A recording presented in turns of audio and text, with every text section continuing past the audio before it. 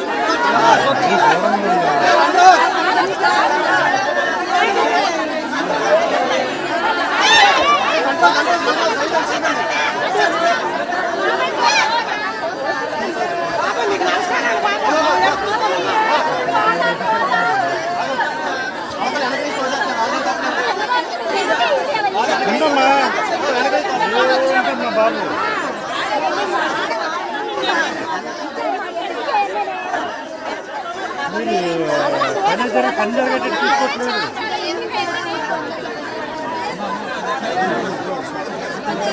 ఎక్కడ పండుగట్లేదు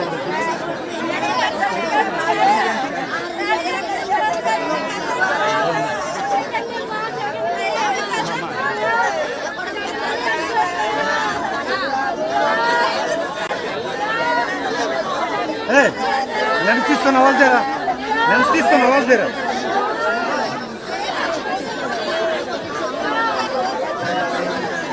ఇది ఇచ్చే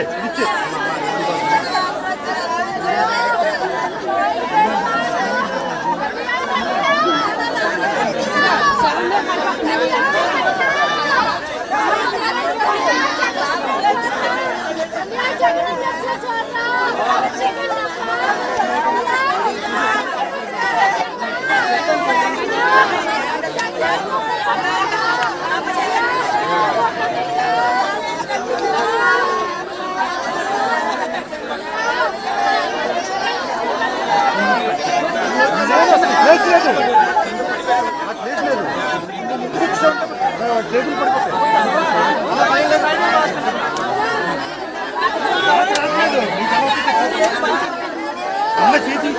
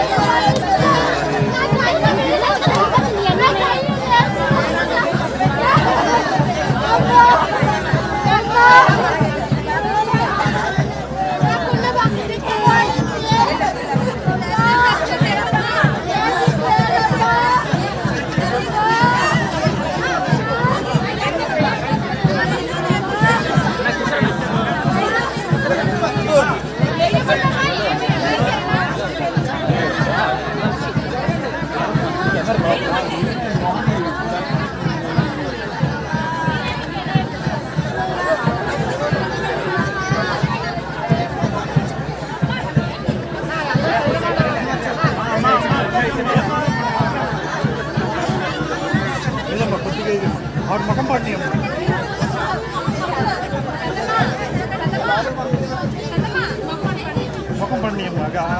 गुरमती अम्मा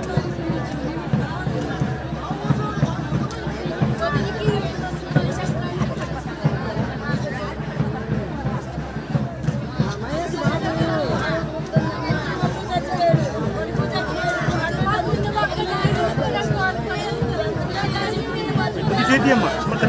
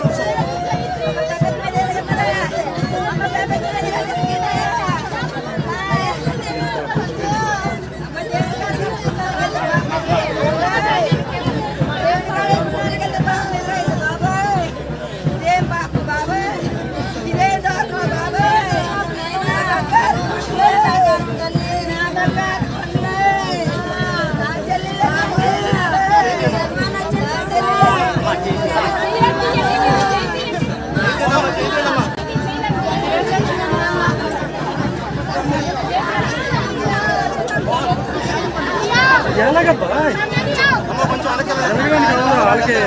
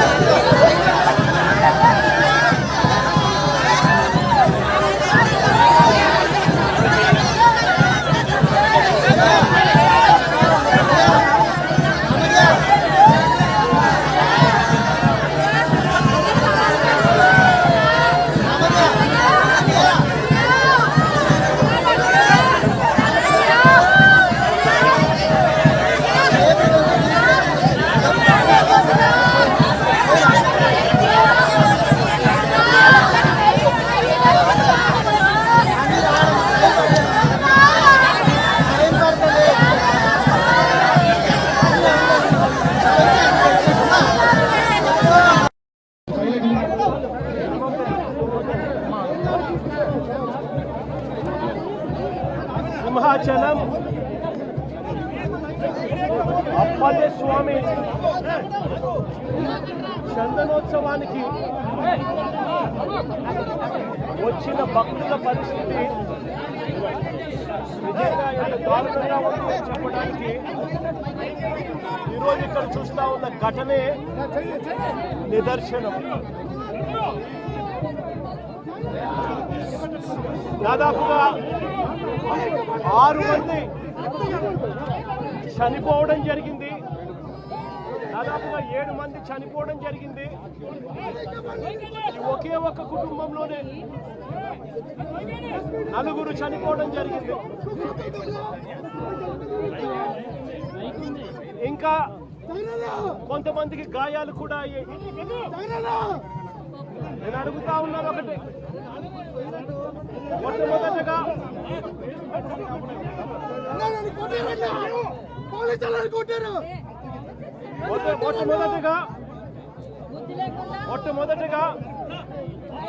ఈ కుటుంబాలకు నా ప్రకారం సానుభూతి తెలియజేస్తా ఉన్నాను.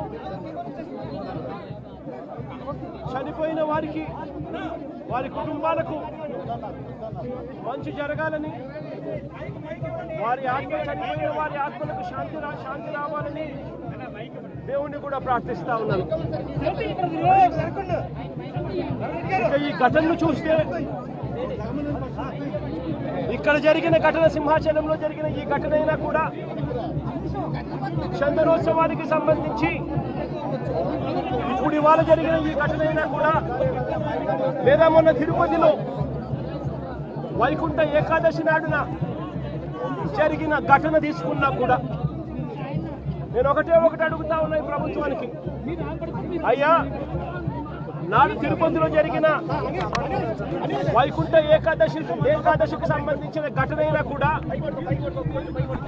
ఈరోజు చందనోత్సవానికి సంబంధించిన జరిగిన ఘటన అయినా కూడా, ఏ రోజు చందనోత్సవం జరుగుతుంది, ఏ రోజు వైకుంఠ ఏకాదశి వస్తుంది అన్నది ప్రభుత్వానికి తెలియదా అని అడుగుతా ఉన్నా. ఎప్పుడు జరుగుతుందో తెలుసు.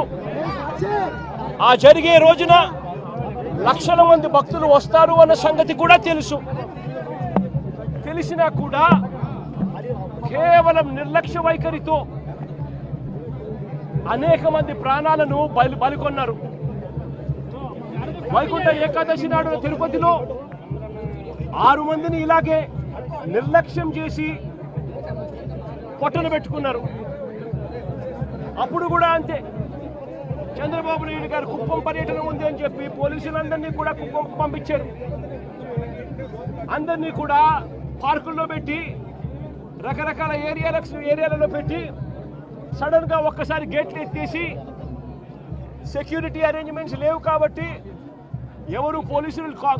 పోలీసులు ఎవరు లేరు కాబట్టి, అందరూ చంద్రబాబు నాయుడు గారిని ప్రసన్నం చేసుకునే దానికి వెళ్ళిపోయారు కాబట్టి, అందరినీ కూడా పార్కుల్లోనూ అక్కడ ఇక్కడ ప్యాక్ చేసి, సాయంత్రం పూట ఇక లైన్లలో నిలబడండి అని చెప్పి గేట్లు ఎత్తారు. తిరుపతిలో జరిగిన తోపులాటలో 6 మంది మరణించడం జరిగింది. లక్షల మంది వస్తారు అని తెలిసినా కూడా జరిగిన ఘటన. ఈరోజు చందనోత్సవం రోజు కూడా లక్షల మంది భక్తులు వస్తారు. ఈరోజు అప్పన్న స్వామి నిజ రూపంలో దర్శించుకోవచ్చు అప్పన్న స్వామిని అని లక్షల మంది భక్తులు ఈరోజు వస్తారు అని తెలిసినా కూడా దారుణమైన అరేంజ్మెంట్స్. చాలా మంది చెప్తా ఉన్నారు, కనీసం టెంపరీ టాయిలెట్లు కూడా లేవు, క్యూలలో నిలబడిన వాళ్ళకి నీళ్లు లేవని కూడా చెప్తా ఉన్నారు. ఘటన జరిగిన స్థలాన్ని ఒకసారి చూస్తే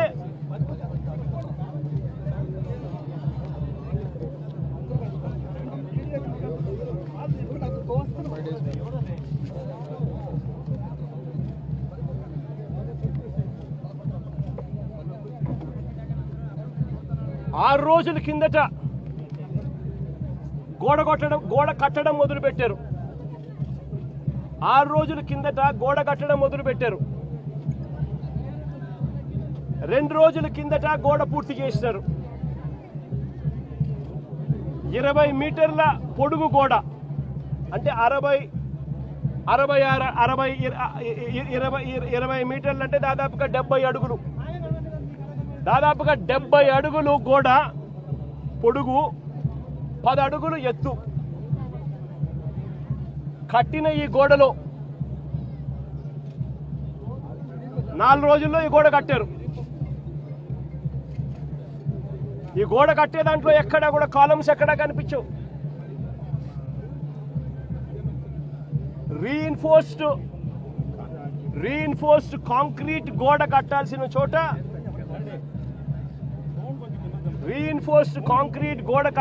చోట, కనీసం ఎటువంటి టెండర్లు కూడా పిలవకుండా మంత్రులు పర్యవేక్షిస్తున్నారని అంటారు. 5 మంది కమిటీ సభ్యులు అంటారు, వస్తారు, పర్యవేక్షించినారు, చూసినారు, గోడ కట్టడానికి పర్మిషన్ ఇచ్చినారు. 6 రోజుల్లో గోడ కట్టారు. టెండర్లు కూడా పిలువకోకుండా కట్టేసేయండి అని చెప్పి కట్టేశారు. నేను అడుగుతా ఉన్నా,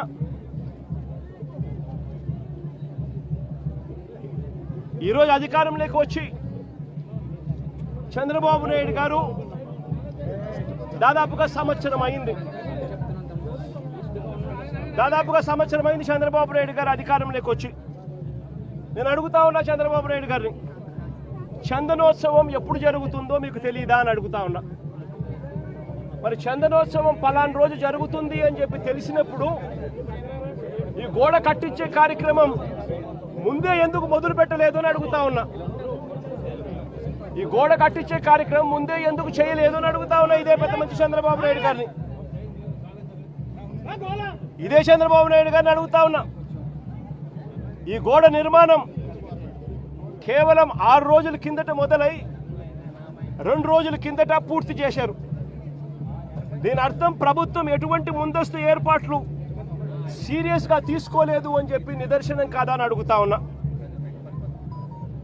చివరికి ఈ వర్క్ కనీసం టెండర్లు కూడా పిలవకోకుండా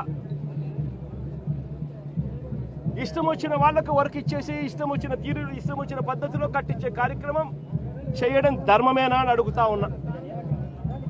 70 అడుగులు పొడవుతో కట్టే గోడకు, 10 అడుగులు ఎత్తుతో నిర్మించే గోడకు కనీసం కాలములు కూడా పెట్టించే కార్యక్రమం కూడా లేకుండా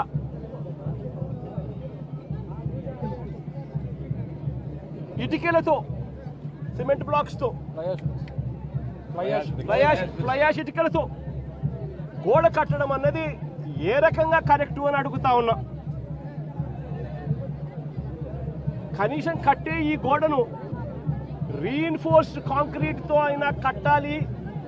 రీఇన్ఫోర్స్డ్ కాంక్రీట్ తో కట్టి దానికి వీప్ హోల్స్ కూడా పెడితేనే కాస్తో కూస్తో ఏ గోడైనా నిలబడుతుంది అన్న జ్ఞానం కూడా లేకుండా ఎలా కట్టారు అని అడుగుతా ఉన్నా. 2 రోజుల కిందటనే గోడ పూర్తయింది అని తెలుసు. 2 రోజుల కిందనే గోడ పూర్తయింది అని తెలుసు. వర్షం కూడా ముందు రోజు రాత్రి పడింది అని కూడా తెలుసు. మరి తెలిసినప్పుడు ఇన్ని లక్షల మంది క్యూలో గోడ పక్కనే ఎలా వాళ్ళు క్యూలో నిలబడేట్టుగా చేశారు అని అడుగుతా ఉన్నా. ఇదే పెద్ద మనిషి చంద్రబాబు నాయుడు గారిని. మరి గోడ అంత దారుణంగా మీరే కట్టారు, కొత్త గోడ అని తెలుసు.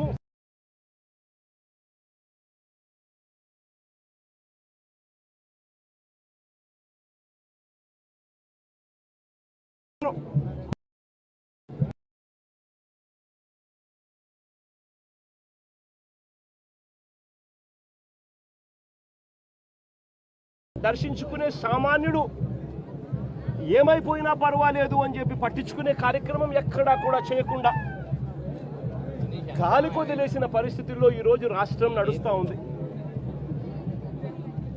ఈ ఒక్క సంవత్సరంలోనే చంద్రబాబు నాయుడు గారు చేసిన ఈ ఒక్క సంవత్సరం పరిపాలనలోనే దారుణమైన పరిస్థితి చూస్తూ ఉన్నాము. అంటే తిరుమలలో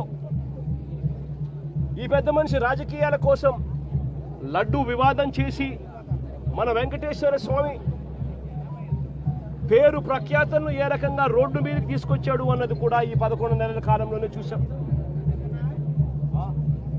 తిరుమల వైకుంఠ ఏకాదశి నాడు ఫలాని రోజు వస్తుంది వైకుంఠ ఏకాదశి అని చెప్పి కూడా తెలిసి కూడా నిర్లక్ష్యం చేసిన దాని కారణం వల్ల 6 మంది బలికొనడం కూడా తిరుపతి హిస్టరీలో ఎప్పుడూ కూడా ఇటువంటి ఘటన జరగల.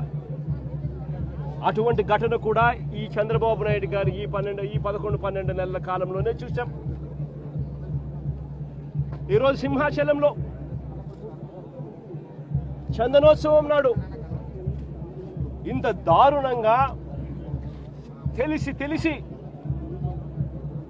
నిర్లక్ష్యం అనే ఒకే ఒక్క పదానికి అర్థం చెబుతూ 7 మందిని బలికొనడం కూడా ఈరోజు చూసాం. ఈ మధ్యకాలంలోనే శ్రీకాకుళంలో శ్రీకూర్మంలో, అది కూడా శ్రీకూర్మం గుడిలో కూడా ఏ రకంగా తాబేళ్లు చనిపోవడం కూడా మన కళ్ళెదుట చూసాం. తిరుమలలో గోశాలలో ఏ రకంగా గోవులు చనిపోవడం కూడా మన కళ్ళెదుటే చూసాం. చంద్రబాబు నాయుడు గారు ఈ 11-12 నెలల పాలనలోనే కడపలో కాశీనాయన ఆశ్రమంలో ఏ రకంగా బుల్డోజర్లతో కలెక్టర్లే స్వయంగా వచ్చి కాశీనాయన స్వామి ఆశ్రమాన్ని, కాశీనాయన స్వామి గుడిని ఏ రకంగా ధ్వంసం చేశారో కూడా మన కళ్ళెదుటే చూస్తూ ఉన్నాం. ఇవన్నీ కూడా కేవలం ఈ 12 నెలల కాలంలో చంద్రబాబు నాయుడు గారి హయాంలో జరుగుతూ ఉన్న గుడులు గోపురాలకు సంబంధించిన వ్యవస్థల మీద ఆయన చూపుతా ఉన్న శ్రద్ధకు నిదర్శనం. ఏదైనా కూడా పబ్లిసిటీ కోసమే ఆయన చేసేది, ఏదైనా డైవర్షన్ పాలిటిక్సే. పుష్కరాల సమయంలో కూడా గతంలో చూసాం ఏ రకంగా 29 మందిని బలికొన్నాడో కూడా మనం చూసాం. గోదావరి పుష్కరాలలో, రాజమండ్రిలో. నేను అడుగుతా ఉన్నా, ఇన్ని ఘటనలలో అన్ని ఘటనలకు జరిగేటప్పుడల్లా జరిగిన తర్వాత వస్తాడు, వచ్చి కమిషన్ వేస్తున్నాను, విచారణ చేయిస్తాను అని చెప్తాడు. ఇన్ని ఘటనలు నేను చెప్పిన కనీసం ఒక్క ఘటనలో అయినా కూడా సీరియస్గా ఎవరి మీద అయినా యాక్షన్ తీసుకున్నారా అని అడుగుతా ఉన్నా. ఎవరి మీద యాక్షన్ తీసుకోరు, ఎందుకనంటే ఈయనే దోషి కాబట్టి. ఎవరి మీద అయినా యాక్షన్ తీసుకోవాలని వస్తే ఈయన మీదే తీసుకోవాలి కాబట్టి ఎవరి మీద యాక్షన్ ఉండదు. తిరుపతిలో మొన్న చూసాం, జనవరి 8వ తారీఖున వైకుంఠ ఏకాదశి నాడు జరిగిన ఘటనలో 6 మంది చనిపోతే ఈయన తీసుకున్న యాక్షన్ ఏమిటి? ఎస్పీని అక్కడి నుంచి ట్రాన్స్ఫర్ చేశాడు. అది ట్రాన్స్ఫర్ చేసేది ఏంది? చెత్త పొజిషన్లోకి ఏమన్నా ఇచ్చినాడంటే అది కాదు. అదే తిరుపతిలోనే టాస్క్ ఫోర్స్కు ఇంకా బెటర్ పొజిషన్కు తీసుకొని పోయి ఆఫీసర్గా బెటర్ పొజిషన్కు తీసుకొని పోయి ఆయనకి ఇచ్చినాడు పోస్టింగ్. ఇప్పుడు చంద్రబాబు నాయుడు నడుపుతా ఉన్న అరాచక పాలనలో సిట్ అనేది ఉంది కదా, ఆ సిట్లో కూడా అదే సుబ్బరాయుడు అనే ఎస్పీ అధికారే క్రియాశీలక పాత్ర పోషిస్తూ చంద్రబాబు నాయుడు గారి మోచేతి నీళ్లు తాగుతూ చంద్రబాబు నాయుడుకు తానా తందానా అంటూ తాను పనిచేస్తూ ఉన్నాడు. చంద్రబాబు నాయుడు గారు పని చేయించుకుంటా ఉన్నాడు. మరి ఏ అధికారికైనా కూడా ఇలాంటి ఘటనలు జరిగినప్పుడు భయం ఉండాలి. ఒళ్ళో ఉద్యోగాలు ఊడుతాయి, యూనిఫాములు ఊడుతాయి, బట్టలు ఊడుతాయి అన్న భయం ఉన్నప్పుడు ఎక్కడైనా కూడా డిసిప్లిన్ అనేది ఉంటుంది. ఎక్కడైనా కూడా ప్రజల జీవితాలతో చెలగాటం ఆడడం అనేది ఎక్కడైనా కూడా మానడం అనేది జరుగుతుంది. ఎక్కడా కూడా ఆయన తీసుకునే చర్యలు ఏవి కూడా కంటి తుడుపు చర్యలే కాబట్టి ఏ ఒక్కరికి కూడా భయం లేదు. ప్రతి చోట నిర్లక్ష్యమే, ప్రతి చోట డైవర్షన్ పాలిటిక్సే. ఇంకా డైవర్షన్ పాలిటిక్స్ ఇంకా ఏ స్థాయిలోకి దిగజారిపోయాయి అని అంటే ఇల్లు ఇదే. నేను టీవీలలో వాళ్ళ స్టేట్మెంట్లు చూస్తే, ఆ మంత్రులు ఇచ్చే స్టేట్మెంట్ చూస్తే ఆశ్చర్యం అనిపించింది. మొట్టమొదటి స్టేట్మెంటు వాళ్ళు ఇచ్చింది, ఈ గోడ ఎవరి హయాంలో కట్టారో ఎవరు కట్టారో చూడాలంట. మొట్టమొదటి స్టేట్మెంట్ వాళ్ళు ఇచ్చింది, మంత్రులు ఇచ్చిన స్టేట్మెంట్. అంటే అది కూడా వేరే వాళ్ళ మీద తోసేయాలని చెప్పి కాదు, మీ హయాంలోనే ఈ వారం రోజుల కిందటనే గోడ కట్టారు అని చెప్పి ఎప్పుడైతే తెలుసుకున్నారో అప్పుడేమంటారు? గోడ అనేది పిల్లలతో కట్టారో, సిమెంటుతో కట్టారో, బ్రిక్స్తో కట్టారో అనేది మాకు తెలియదు కదా అంటారు. మరి తెలియనప్పుడు మీరు మంత్రుల కమిటీ కింద ఎందుకు వచ్చినారు ఇక్కడికి? ముందస్తు ఏర్పాట్లు చేయడం కోసం మరి ఎందుకు వచ్చినారు? మరి మీ సమక్షంలోనే మీరు ముందస్తు ఏర్పాట్లు చేస్తూ ఉన్న పరిస్థితుల మధ్య ఈ గోడ కట్టడం ఎందుకు చేశారు? 60-70 అడుగులు గోడ పొడుగు, 10 అడుగుల ఎత్తు, కనీసం ఒక కాంక్రీట్ పిల్లర్ లేదు. గోడ ఏ రకంగా కట్టనిచ్చినారు? కొత్త గోడ అని తెలుసు, రాత్రి వర్షం పడిందని తెలుసు. చందనోత్సవం జరిగే ప్రతిసారి వర్షం పడుతుంది, ప్రతి సంవత్సరం. ఆ సెంటిమెంట్ కూడా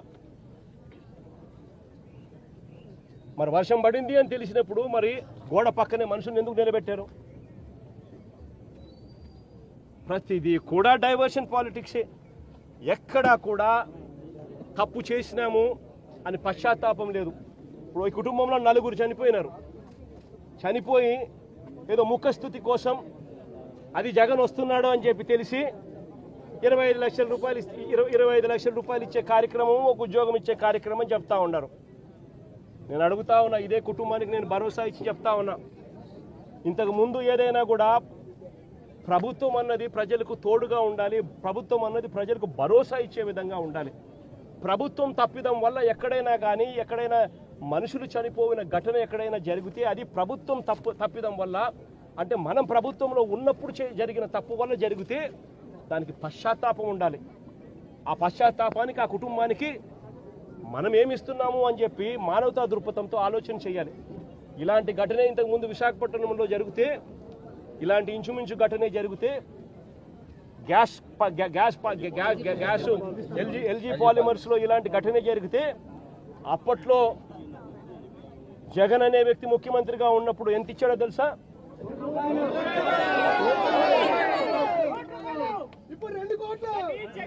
జగన్ అనే వ్యక్తి ₹1 కోటి ఒక్కొక్కరికి ఇచ్చి ఆ కుటుంబాలను ఆదుకున్నారు. ఇప్పుడు ప్రభుత్వం చేసిన తప్పిదం వల్ల ఈ ఘటన జరిగితే అసలు ఆ కుటుంబానికి నువ్వేం చేస్తా ఉన్నావు అని చంద్రబాబు నాయుడు గారిని అడుగుతా ఉన్నా. ఒకటే చెప్తా ఉన్నా, వీళ్ళు ఇచ్చినా ఈకపోయినా కానీ చనిపోయిన ఈ కుటుంబాలకు గుర్తు పెట్టుకొని మళ్ళీ మేము అధికారంలోకి వచ్చిన తర్వాత ఈ కుటుంబాలకు ఆ ₹1 కోటి బ్యాలెన్స్ వీళ్ళు ఇచ్చినారు. మిగిలిన బ్యాలెన్స్ డబ్బు మనం ప్రభుత్వం వచ్చిన తర్వాత నేను స్వయంగా ఇప్పిస్తానని చెప్పి కూడా చెప్తాను.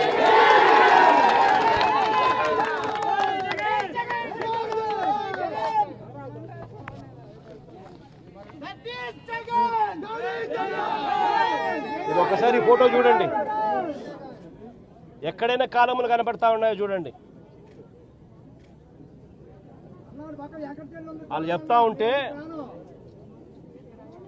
గోడ కూలిపోయే పరిస్థితి వచ్చినప్పుడు గోడ ఫ్లెక్సీ మాదిరి ఊగిందంట. అంటే 70 అడుగులు గోడ, ఒక ఫ్లెక్సీ మాదిరి 10 అడుగులు గోడ, 70 అడుగులు పొడవు ఫ్లెక్సీ మాదిరి ఊగిందంట. అంటే ఏమి కన్స్ట్రక్షన్స్, ఏ రకంగా పని చేయిస్తూ ఉన్నారు, ఏ రకంగా బుర్ర లేకుండా పనులకు పూనుకుంటున్నారు. ఆలోచన చేయమని చెప్పి అందరినీ కూడా కోరుతా ఉన్నా. చంద్రబాబు నాయుడు గారిని కూడా మానవతా దృక్పథంతో ఆలోచన చేసి జగన్ ఇచ్చే లోపలనే ఆ ₹1 కోటి ఇచ్చి ఆ కుటుంబాలను ఆదుకోమని చెప్తా ఉన్నా.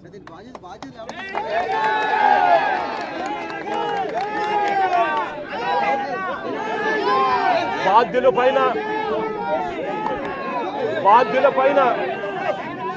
ఈ మంత్రుల పైన, బాధ్యత తీసుకున్న ఈ మంత్రుల పైన, ఆలయాన్ని నడిపే బాధ్యతలో ఉన్న వ్యక్తుల మీద కఠినమైన చర్యలు తీసుకుంటేనే ఇటువంటివన్నీ పునరావృతం కాకుండా ఆగుతాయి అనేది కూడా ఈ సందర్భంగా చంద్రబాబు నాయుడు గారికి కూడా మళ్ళీ తెలియజేస్తా ఉన్నా.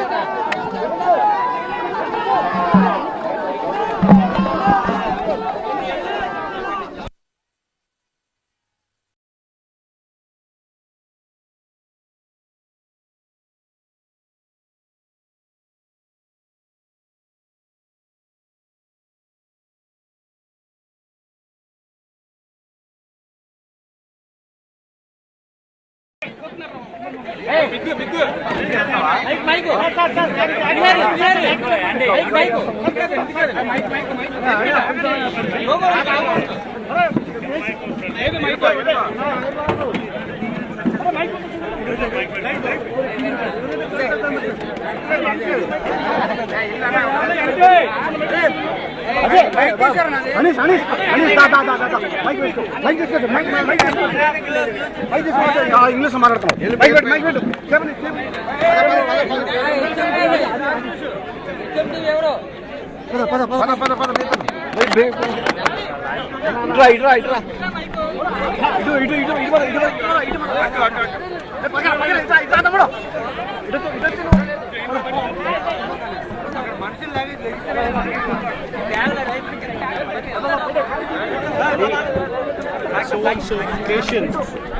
So-and-so occasion is going to take place. So-and-so occasion is going to take place, and lakhs of people would be attending to this occasion, would be attending on this occasion. What was the government trying to do? They started constructing a wall 6 days before this incident, and that too a 20-meter wall. That means 70 feet wall in length, 10 feet in height, and there were not, you don't even see cement columns in between. Entire thing is fly ash brick blocks. People, the scene from there is that the wall shook like a flexi when the incident took place. And when this wall, how did they authorize the construction of this wall? What were the ministers doing? A team of ministers who were constituted to supervise the occasion. What were they doing? Tenders were also not called for the construction of this wall. You should have actually gone in for a reinforced concrete wall with weep holes. And you knew this date, and you knew this day, and the construction of the wall should have started much in advance, months in advance. But then you constructed the wall just 6 days before, completed it 2 days before, knew very well that during the Chandanotsavam, every year, during this occasion, you would have rains. It's always been a sentiment. And this year also, this year also, you had rain. But then you knew that you had rain. You also knew that the wall was new. You also knew that the wall had no columns.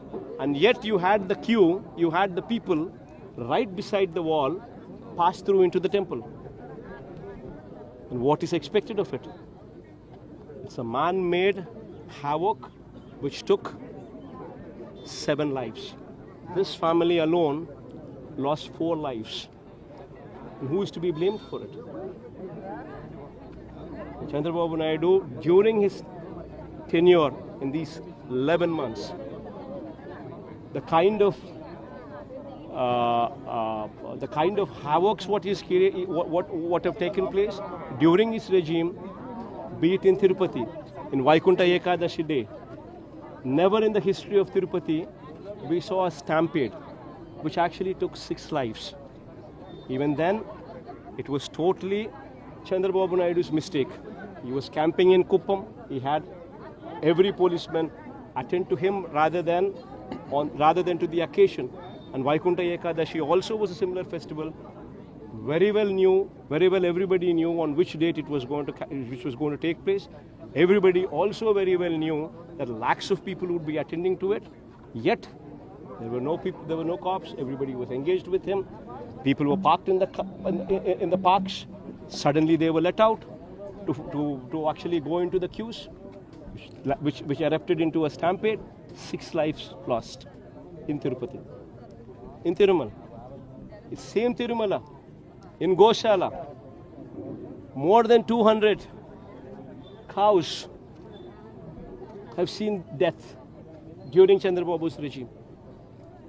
Sri Kurmam temple in Srikakulam, more than 15 turtles died during Chandrababu's regime. And even now, today, in Vizag, Simhachalam temple, more than 7 deaths because of this war, because of this havoc, which man-made havoc which is created through this wall. During this regime itself, Lord Venkateshwara Swami's reputation was brought down by this Chandrababu Naidu, circulating fake news on Laddu. All this during the course of these 12 months. During the course of this, even in Simhachalam, also in Vizag now, this is the first time something like this took place in the history of this temple. All thanks to this man Chandrababu Naidu. This man should actually go jump in a well. Sir, do you think state government given priority to VIP protocol? VIP protocol instead of the general public. Can you speak about this? In Chandrababu's regime, a common man is ill-treated. Common man plight is never listened to.